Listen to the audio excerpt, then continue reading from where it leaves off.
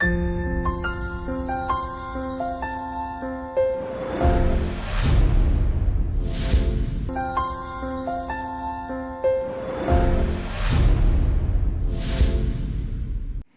भारत मित्रों, आप सभी का स्वागत है आपके अपने YouTube channel education up tutorial में, जहां पर आपको सभी प्रतियोगी परीक्षाओं से जुड़े हुए सभी विषयों पर ऑनलाइन क्लासेस उपलब्ध कराई जाती हैं। जहां पर मैं आशीष पाके आपके लिए मैथ्स के सेशन को कंटिन्यू कर रहा हूं, जिसमें हम लोग अभी 2D मेंसुरेशन यानी कि द्विविमीय क्षेत्रमिति के बारे में कुछ अच्छे टॉपिक्स और अच्छे क्वेश्चंस को सॉल्व कर रहे हैं।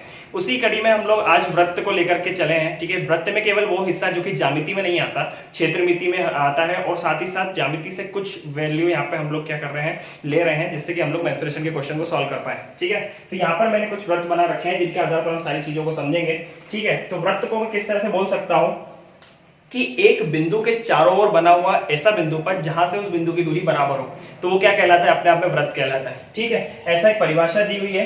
तो यहां से यदि केंद्र मान लिया जाए, ठीक है, ये सेंटर पॉइंट है, केंद्र है किसी वृत्त का, यहां से इस वृत्त की प्रत्येक बिंदु पर दूरी क्या होगी, बराबर होगी, और ये पूरा बिंदु पद क्या कहलाएगा, वो वृत्त कहलाएगा। आई बात समझ में? तो इस केंद्र से मैंने यदि यहां तक की दूरी निकाली, मान के चलिए, ठीक है, वो क्या होगी, जो बराबर होगी। तो इसकी वैल्यू को हम लोग काय से डिनोट करते हैं, आर से डिनोट करते हैं, जो क्या होती है, हमारे पास रेडियस होती है। ठीक है, ये होती है रेडियस। ठीक, और रेडियस को हम लोग हिंदी में जानते हैं किस नाम से, त्रिज्या के नाम से, पहली चीज। ठीक है, अब दूसरी चीज ये है कि यदि हम इस केंद्र से यहां तक की दूरी तो हम लोग ने आर मान ली, मान लीजिए। ठीक है, अब ऐसी दूरी जो कि इस बिंदु से इस बिंदु तक हो, यानी कि वृत्त के दो बिंदुओं से मिलकर बनी हुई ऐसी दूरी जो कि केंद्र से होकर के गुजरती है, ठीक है, तो वो क्या कहलाएगी, हमारे पास व्यास कहलाएगी। क्या कहलाएगी, व्यास कहलाएगी। ठीक है, जिसे हम लोग क्या बोलते हैं, डायमीटर बोलते हैं। ठीक है, डायमीटर बोलते हैं। अब एक बात आपने देखी होगी कि केंद्र से इस वृत्त के परिधि के बीच की दूरी आर है। ठीक है, तो ये वाली वैल्यू भी क्या होगी, आर हो गई। ठीक है, जिसकी हम लोग बोल सकते हैं कि 2r क्या हो गया, डायमीटर के बराबर हो गया, या क्या हो गया, व्यास के बराबर हो जाएगी। ठीक है, ये दूसरी चीज क्लियर हो गई। अच्छा, अभी हमने परिधि का जिक्र किया। परिधि क्या होती है, परिधि मतलब कि यदि हम लोग किसी बिंदु से, किसी वृत्त पर स्थित किसी एक बिंदु से चलना प्रारंभ करते हैं पूरे वृत्ताकार मार्ग में, और वापस लौटकर उसी बिंदु पर आते हैं, तो टोटल तय की गई दूरी को हम लोग क्या बोलेंगे, परिधि बोलेंगे। क्या बोलेंगे, परिधि बोलेंगे। ठीक है, जिसे हम लोग इंग्लिश में किस नाम से जानते हैं, सरकमफेरेंस के नाम से जानते हैं। किस नाम से, सरकमफेरेंस के नाम से जानते हैं। ठीक है, वैसे ही दो चीजें और हैं इसमें समझने के लिए। पहली चीज तो यह है कि यदि कोई इस तरह की कोई रेखा है, ठीक है, इस तरह की कोई रेखा है जो कि किसी वृत्त पर दो बिंदुओं पर क्या कर रही है, छेदन कर रही है, तो इसे क्या बोलेंगे, या तो हम लोग बोलेंगे छेदिका या फिर बोलेंगे छेदन रेखा। ठीक है, यह एक रेखा है। किस तरह की रेखा है, यह छेदक रेखा है। ठीक, अच्छा, रेखा और रेखाखंड दो तरह की चीजें होती हैं। ठीक है, रेखा क्या होती है, जिसमें दोनों तरफ विस्तार होता है। ठीक है, और रेखाखंड क्या होता है, मान के चलिए इस बिंदु से इस बिंदु की बात की गई इस तरह से, यानी कि मैंने इस बिंदु से इस बिंदु तक की बीच की दूरी को यदि देखा तो किसके बराबर होगी, जीवा के बराबर होगी। क्या होगी, जीवा के बराबर, यानी कि इंग्लिश में हम लोग क्या बोलते हैं, कॉर्ड बोलते हैं। ठीक है, इस तरह से हम लोग रेखा को समझ सकते हैं, और इसी तरह से हम लोग क्या बोल सकते हैं, जीवा को समझ सकते हैं। क्लियर होगी बात? अब जैसे कि हम लोग ने इस वृत्त में किस किस चीज को देखा, त्रिज्या, जीवा, व्यास और परिधि को समझा, वैसे हम लोग दो और बहुत इंपॉर्टेंट चीजों को देखेंगे जिन पर क्वेश्चंस बनते हैं। लेकिन उससे पहले हम लोग क्या देखते हैं कि इनसे जो क्वेश्चन बनते हैं वो किस किस चीज पर आधारित होते हैं। एक होता है परिधि ज्ञात करने पर आधारित, यानी कि सरकमफेरेंस ज्ञात करने पर आधारित। फिर होता है एक क्षेत्रफल ज्ञात करने पर आधारित। ठीक है, क्षेत्रफल यानी कि एरिया ज्ञात करने के लिए। ठीक है, तो इसकी जो परिधि होती है वो क्या होती है, 2πr होती है। ठीक, अब 2πr क्यों, क्योंकि 2π मतलब क्या होता है, यदि आप लोग जाने कि एक 360 डिग्री का कोण होता है। क्या होता है, 360 डिग्री का कोण होता है, यानी कि यदि इस बिंदु पर कोण की बात की गई, इस बिंदु से इस रेखा की, इस रेखाखंड की के कोण की बात की गई, तो टोटल हम लोग क्या करेंगे, पूरा राउंड मारकर आएंगे और पुनः इस बिंदु पर आएंगे, तो टोटल कितना कोण बनता है, यहां से लेकर यहां तक का पूरा 360 डिग्री का कोण बनता है। ठीक है, अब 360 डिग्री का कोण बनता है डिग्री में। ठीक है, उसी में हम लोग क्या बोलते हैं, रेडियन को क्या बोलते हैं, जैसे पाई रेडियन। ठीक है, एक रेडियन वैल्यू होती है जिसे हम लोग ट्रिग्नोमेट्री में बहुत अच्छे से समझेंगे। तो पाई रेडियन जो होता है वो किसके बराबर होता है, 180 डिग्री के बराबर होता है। ठीक है, तो यदि पाई रेडियन 180 के बराबर रहेगा तो फिर क्या हो जाएगा, 2π बराबर कितना हो गया, 180 का दोगुना यानी कि 360 डिग्री के बराबर। तो उसी तरह हमने क्या लिया कि 2π यहां पर इस तरह से लिया हमने कि वो पूरा 360 डिग्री का जो है मल्टीप्लिकेशन होता है, उसकी त्रिज्या में वो परिधि कहलाती है। ठीक है, पहली चीज। दूसरी चीज होती है आपके लिए क्षेत्रफल, जिसका मान होता है पाई आर स्क्वायर। ठीक है, अब हमने देखा था कि जो क्षेत्रफल होता है, क्षेत्रफल दो भुजाओं का गुणनफल होता है। ठीक है, तो दो भुजाएं मतलब यहाँ पर हमने क्या मान लिया, त्रिज्या को मान लिया है। ठीक है, तो त्रिज्या का जो स्क्वायर होगा वो क्या हो जाएगा, क्षेत्रफल में एक महत्वपूर्ण भूमिका निभाएगा। साथ ही साथ जो पाई की वैल्यू होती है वो उस चीज को दर्शा रही है, क्योंकि हम लोग 2 आर ले रहे हैं, ठीक है। तो 2 आर यदि मैं लूं तो इस बिंदु से यहां तक, इस बिंदु से यहां तक की टोटल 2 अलग अलग आर बन रहे हैं, ठीक है। उन दोनों को हम लोगों ने किससे डिनोट किया, यहां पर मल्टीप्लाई करके क्षेत्रफल में डिनोट किया, ठीक है। अब एक एग्जांपल लेते हैं, जैसे कि हम लोग ने लिया कि यदि r की वैल्यू दी हो कितनी, 7 दी हो, ठीक है। अब r की वैल्यू 7 दी हो तो हम लोग जानते हैं कि पाई का मान कितना होता है, 22/7 के बराबर होता है लगभग में, ठीक है। लगभग 22/7 के बराबर होता है, ठीक है। तो हमने क्या कहा, r की वैल्यू यदि 7 रखी जाए इस वाले फॉर्मूला में, परिधि में, ठीक है। तो हम लोग उसको देखेंगे 2 × 22/7 और मल्टीप्लाई में हमने r की वैल्यू 7 रखी, मतलब वो किसके बराबर हो जाएगा, हमारे लिए 44 के बराबर हो जाएगा, ठीक है। 44 यूनिट 44 इकाई के बराबर हो जाएगा। उसी तरह से यदि हम r की वैल्यू क्या रखें, 14 रखें, ठीक है। मतलब कि हमने पहले जो r थी उसका क्या किया, दोगुना किया। यदि मैं उसका दोगुना करता हूं तो एक चीज हम लोग को देखने को मिलती है, 2 × 22/7 × 14 यानी 7 दूनी 14 और ये बराबर हो जाएगा 88 के। मतलब एक बात ध्यान रखिएगा कि किसी भी त्रिज्या में यदि कोई वैल्यू परिधि की निकल रही है, उसके हम लोग दोगुना कर दे तो उसकी परिधि का मान भी क्या हो जाता है, दोगुना हो जाता है। इसी तरह से यदि 35 ले रहे हैं तो परिधि का क्या मान हो जाएगा, पहली वाले परिधि का 5 गुना हो जाएगा, ठीक है। इस तरह से हम लोग इस चीज को समझ सकते हैं। अब ये तो हुई परिधि की बात। वैसे हम लोग क्षेत्रफल की बात करें, यदि पाई आर स्क्वायर की बात करें, तो हम लोग यदि मान लिया कि r की वैल्यू किसके बराबर है, 7 के बराबर है, ठीक है। अब r की वैल्यू 7 के बराबर है तो 7 कितना हो गया, 49 इंटू पाई मतलब 22/7, ठीक है। ये हमने इस वाले फॉर्मूला में मान रख दिया, ठीक है, डायरेक्ट। तो हम क्या बोलेंगे यहाँ से 22×7 = 154, ठीक है। 154 इकाई जो भी हो उस तरह से हम लोग मान निकाल लेंगे। अब r की वैल्यू यदि 7 दी हुई है, ठीक है, तो r की वैल्यू 7 देने पर हमारे को क्या मिला है, 154 मिला है। ये पहली चीज।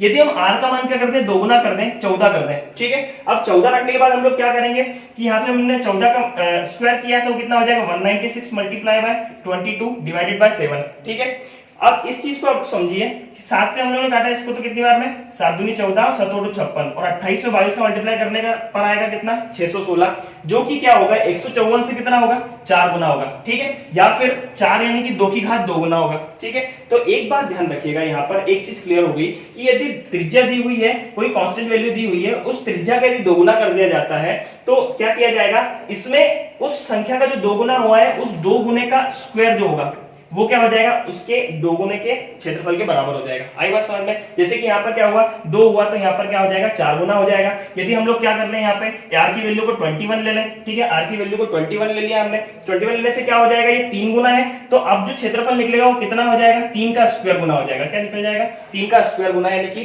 3 के 9 गुना हो जाएगा। आई बात समझ में। इस तरह से हम लोग इस चीज को समझ सकते हैं, ठीक है। उसी तरह से कुछ और महत्वपूर्ण पॉइंट्स हैं जिसको हम लोग अगले वाले वृत्त में समझेंगे।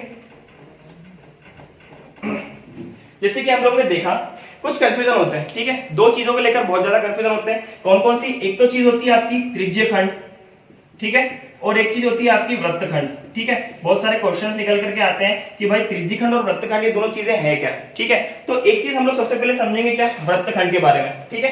तो वृत्तखंड वास्तव में होता क्या है, वृत्तखंड मतलब कि किसी वृत्त का इतना हिस्सा मैंने क्या कर दिया, अलग कर दिया, ठीक है। यहां से मैंने इसको बीच से काट दिया तो क्या हो जाएगा, यहाँ पर ये जो छायांकित भाग होगा ये एक भाग हो जाएगा और दूसरा भाग क्या होगा, ये वाला हो जाएगा, ठीक है। इस तरह से हम लोग बोल सकते हैं कि ये जो छोटा वाला हिस्सा है वो क्या कहलाएगा, छोटा वृत्तखंड कहलाएगा, छोटा वृत्तखंड कहलाएगा, ठीक है। और ये जो भाग होगा बड़ा वाला वो कौन सा हो जाएगा, बड़ा वृत्तखंड, ठीक है। ज्यादा हिंदी में यदि इस तरह के नाम में भी आपको देखने को मिलेंगे एग्जाम वगैरह में, तो क्या होगा, वृहद वृत्तखंड और क्या हो जाएगा, लघु वृत्तखंड। इस तरह से 2 भागों में बढ़ जाएगा, ठीक है। वही बात आती है त्रिज्यखंड को लेकर के कि त्रिज्यखंड क्या होता है। तो एक बात बताइएगा कि यदि इस यहाँ पे हमने कोई केंद्र मान लिया, ठीक है, इससे हमने 2 रेखाएं खींची जो कि किससे मिल रही हैं, परिधि से मिल रही हैं। इस तरह से हमने खींच दिया, जो कि क्या होंगी, हमारी त्रिज्याएं होंगी, दोनों वैल्यूज क्या होंगी, r के बराबर। तो ये जो हिस्सा होगा ना, इस तरह से जो आकृति हम लोग को काटने पर मिली होगी, ये कहलाएगा आपका छोटा त्रिज्यखंड। क्या कहलाएगा, क्योंकि ये क्या किस चीज से मिलकर बना हुआ है, 2 त्रिज्याओं से मिलकर बना हुआ है, तो ये क्या कहलाएगा, छोटा त्रिज्यखंड कहलाएगा। और बचा हुआ जो भाग है, जो कि क्या हुआ है, इस भाग को छोड़कर के जो भी भाग वृत्त में बच रहा है वो क्या कहलाता है, हमारा बड़ा वृत्तखंड कहलाता है, या कि बृहद वृत्तखंड, बृहद त्रिज्यखंड कहलाएगा, माफ कीजिएगा, बृहद त्रिज्यखंड कहलाएगा, ठीक है। इस तरह से 2 चीजों को समझना बहुत ज्यादा जरूरी था, ठीक है। अब इस तरह से क्वेश्चन, इस पर आधारित कोई क्वेश्चन बनता नहीं है, क्योंकि ये जो होती है वैल्यू कॉर्ड की वैल्यू होती है, और कॉर्ड की वैल्यू के आधार पर जो क्वेश्चन बनते हैं वो इस वृत्त में हम लोग समझ चुके हैं, ठीक है। अब सेम चीज हम लोग क्या बोल रहे हैं कि त्रिज्यखंड पर आधारित कौन कौन से क्वेश्चन बनते हैं, तो ध्यान दीजिएगा। मान लीजिएगा ये कोई केंद्र है, ठीक है। इससे आधारित कोई वृत्त बनाया हमने, जिससे दूरी क्या है, परिधि की दूरी बार बार समान है, ठीक है। वहां से हम लोगों ने ले लिया कि ये क्या, ये वैल्यू क्या है, r दूरी है, ठीक है, परिधि तक की दूरी। वैसे ही हम लोग ने एक और त्रिज्या खींच दी, वो भी कितनी है, r, ठीक है। तब ध्यान दीजिएगा कि परिधि का वह हिस्सा जो कि किसी त्रिज्यखंड में हो, किस में हो, जिस किसी त्रिज्यखंड में हो, वो हिस्सा क्या कहलाता है, चाप कहलाता है। क्या कहलाता है, चाप कहलाता है। आई बात समझ में। अब चाप कहलाता है, अब इस भाग को तो हम लोग क्या बोलेंगे, त्रिज्यखंड। और क्वेश्चन बनता है त्रिज्यखंड का क्षेत्रफल या फिर त्रिज्यखंड की परिधि, ठीक है। तो एक चीज यहां पर हम लोग सबसे पहले समझ लें कि ये जो यहाँ पर कोण बन रहा है ना, इस कोण का मान होता है थीटा। मान के चलिए कि कोई कोण दिया हुआ है और उसको हम लोग ने मान लिया थीटा, ठीक है। तो त्रिज्या, कोण और चाप में एक संबंध होता है। क्या होता है, कोण बराबर चाप बटे त्रिज्या, ठीक है। कोण बराबर क्या होता है, चाप बटे त्रिज्या, ठीक है। इस तरह से होता है, ठीक है। मान के चलिए कोई भी कोण या त्रिज्या दे रखा है तो चाप की वैल्यू निकाल सकते हैं, वैसे ही चाप को त्रिज्या दिया हम कोण की वैल्यू निकाल सकते हैं यहाँ से बहुत आसानी से, ठीक है। इस तरह की चीजें होती है। यहाँ पर एक चीज तो ये समझ ली हमने, दूसरी चीज एक और समझने लायक है, किस किस की, कि ये जो चाप की लंबाई है, ठीक है, कहां से कहां तक की दूरी, इस परिधि का यह हिस्सा, ठीक है, जो कि क्या है, चाप है, उस चाप में और इस वृत्त, इस त्रिज्यखंड के क्षेत्रफल में क्या क्या संबंध होता है, ठीक है। तो a अपॉन a, यानी कि मैंने बोला एरिया ऑफ, ये मतलब यानी कि क्षेत्रफल किस चीज का, इस त्रिज्यखंड का क्षेत्रफल, और इसी त्रिज्यखंड में इस चाप की लंबाई के बीच के संबंध को देखना है हमें, ठीक है। तो हम लोग क्या कह सकते हैं, इसके लिए हम लोग को पहले एक चीज समझना बहुत ज्यादा जरूरी है। क्या समझना जरूरी है, इस त्रिज्यखंड के क्षेत्रफल को, त्रिज्यखंड का क्षेत्रफल निकाला कैसे जाता है, ठीक है। तो त्रिज्यखंड का क्षेत्रफल होता है, नॉर्मली किसी वृत्त का क्षेत्रफल क्या होता है, पाई आर स्क्वायर होता है। क्या होता है, पाई आर स्क्वायर होता है। परंतु हम बात कर रहे हैं यहाँ पर थीटा की, जो कि एंगल है, ठीक है। अब थीटा की बात कर रहे हैं तो थीटा की वैल्यू जो होगी क्या हो जाएगी, थीटा अपॉन 360। परंतु ये आया कहां से, ठीक है। हम लोग बोल सकते हैं कि 360 डिग्री के लिए हम लोग बात करते हैं, मतलब कि टोटल वृत्त की बात कर रहे हैं। टोटल हम लोग ने क्या कहा है, पूरे वृत्त को ही मान लिया हमने त्रिज्यखंड। तो 360 डिग्री के लिए बात किया हमने, तो किसके बराबर होगा, पाई आर स्क्वायर के बराबर होगा, ठीक है। तो यदि हम 1 डिग्री की बात करेंगे तो क्या हो जाएगा, pi upon 360 into R square के बराबर हो जाएगा। होगा कि नहीं होगा। वही हम लोग किस चीज को लेकर के बात करें, थीटा की वैल्यू, तो थीटा को लेकर के बात करेंगे तो हो जाएगा theta upon 360 into pi R square. ये चीज समझ में आ गई आपको कि भाई थीटा के लिए हम लोग क्या बोलेंगे, थीटा अपॉन 360 और इंटू पाई आर स्क्वायर, किसका, त्रिज्यखंड का क्षेत्रफल।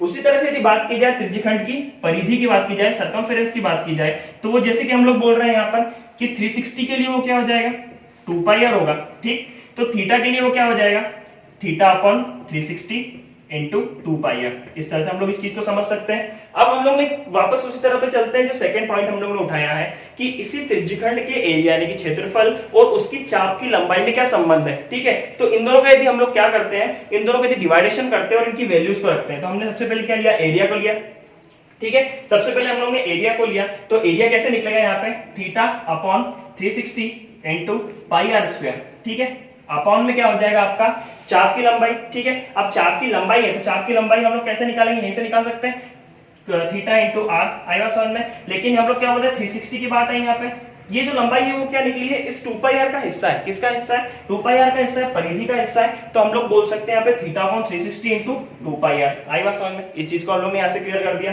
थीटा अपॉन 360 से थीटा अपॉन 360 हम लोग ने क्या कर दिया, काट दिया है। वैसे हम लोग ने आर से आर कैंसिल किया और पाई से पाई कैंसिल किया। तो हम लोग बोल सकते हैं कि त्रिज्यखंड के क्षेत्रफल और उसकी लंबाई में क्या आ जाएगा, जो संबंध आ जाएगा वो कितना आ जाएगा, r/2 के बराबर होगा, यानी कि त्रिज्या का आधा होगा। इस तरह से हम लोग इन कॉन्सेप्ट को बहुत अच्छे से समझा, ठीक है। अब सबसे पहली बात आती है कि आपने सर यहाँ पर पाई का यूज किया है, पाई की इजाद कहां से हुआ, पाई बना कैसे।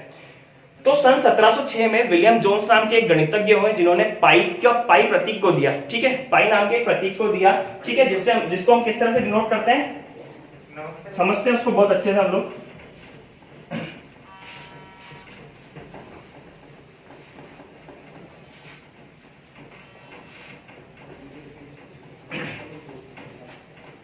ठीक है, जिस तरह के हम लोग ने देखा कि ये पाई है, ठीक है, इसको हम लोग क्या बोलते हैं, पाई। इस प्रतीक को किसने दिया, सन 1706 में एक विलियम जोन्स नाम के गणितज्ञ ने दिया।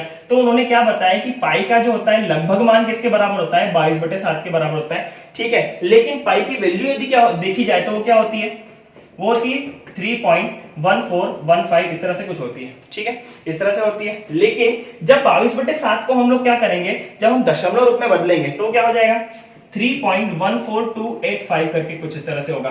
ठीक है, तो इसमें और इसमें अंतर है, इसलिए हम लोग क्या मानते हैं कि लगभग किसके बराबर है, 22/7 के बराबर है। ठीक है, अब क्या बोला है उन्होंने, दो चीजें बोली है। क्या क्या बोली है, एक चीज तो ये होगी कि यहां पर एक 57 करके, ठीक है, अब हम लोग क्या करेंगे 142857 तक तो हम लोग ने क्या किया, डिवाइडेशन पूरा किया। ठीक है, वापस रिपीट करेंगे तो वो क्या हो जाएगी, वापस से 142857 के बराबर। ठीक है, या फिर इसको हम क्या लिख सकते हैं, इस पर बार लगा दें, जो कि बार बार क्या होगा, रिपीट होगा, तो हम लोग क्या करते हैं, बार लगा दें। तो जब भी हम लोग ने बार लगा दिया मतलब निश्चित वैल्यू के रूप में लगा दिया, तो इसको हम लोग क्या बोल सकते हैं कि ये क्या है, परिमेय मान।